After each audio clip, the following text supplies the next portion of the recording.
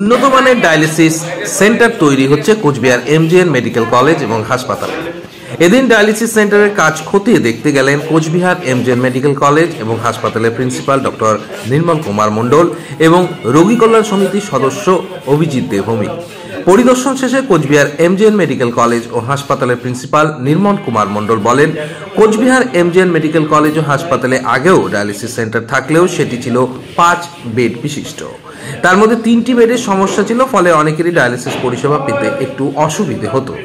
তবে নতুন তৈরি হওয়া ডায়ালিসিস সেন্টার 15টি বেড থাকবে, ফলে 15 জন রোগী একসাথে ডায়ালিসিস পরিষেবা পাবে এবং দিনে অন্তত 80 জন মানুষ ডায়ালিসিস পরিষেবা পাবে।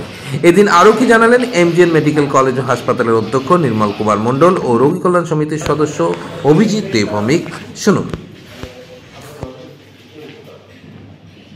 কতটা সুবিধা হবে?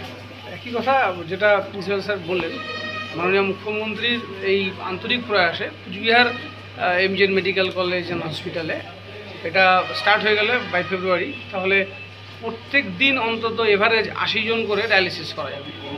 এটা একটা বড় সার্ভিস কুচবিহারের যারা রেনাল পেশেন্ট তাদের জন্য। এর জন্য মাননীয় মুখ্যমন্ত্রীর প্রতি কুচবিহারবাসী হিসেবে কৃতজ্ঞতা জ্ঞাপন করছি যে এত বড় একটা কাজ তিনি করে দিলেন এবং সেটা খুব শিগগির শুরু হয়ে যাবে। আপনারা দেখলেন যে এজেন্সি তার কাজ শুরু করে দিয়েছে। ঠিক আছে।